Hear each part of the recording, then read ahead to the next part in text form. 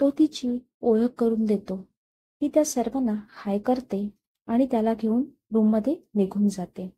तो तिच्यासाठी नाश्ता मागवतो व तिच्या गोळ्या देतो. तिला झोप लागते. तो परत मित्रांच्या रूममध्ये जातो. ते सर्वजण फिरण्यासाठी बाहेर जातात. तिथे एका तासाने मयुरी येते. तिला बघून सर्व घाबरतात, कारण ती झोपली होती आणि हे सर्व तिला न सांगताच आली होती. तरी ती बरोबर त्या ठिकाणी आली होती. सर्वजण कुलू मनालीचे स्पॉट बघतात आणि आनंद घेत असतात. ते एका मंदिरात जातात. तेव्हा मयुरी मंदिरात जायला टाळाटाळ करते. लग्न झाल्या झाल्या ते मंदिरात गेले होते, पण तेव्हा त्या चेटकिणीने तिच्या शरीरावर ताबा घेतला नव्हता. त्यामुळे पूजा आणि गोंधळ पण व्यवस्थित पार पडले होते. आता मयुरी पूर्ण चेटकिणीच्या वशमध्ये होती.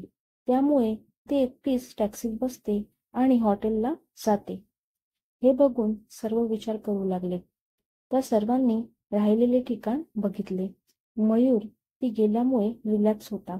रात्री ते हॉटेलमध्ये आले. तिथे जेवण ऑर्डर केले. इतक्यात मयुरी आली आणि त्यांना जॉईन झाली. ती आल्यामुळे मयुरीचा चेहरा उतरला. तिचे वागणे बघून मित्रांच्या बायकांना थोडा डाऊट येऊ लागला.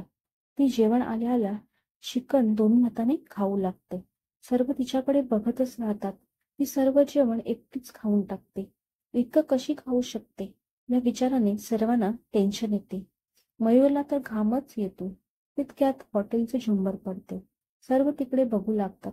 नशिबाने कोणालाच इजा होत नाही.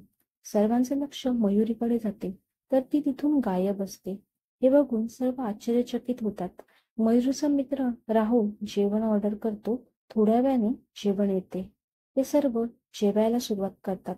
तेव्हा त्यांना कळतं आज हॉटेलमध्ये पार्टी आहे. मयूर खूप खुश होता, कारण पार्टीच्या बहाण्याने तो मयुरीला टाळू शकत होता. काही मित्र आणि त्यांच्या बायका झोपायला निघून जातात.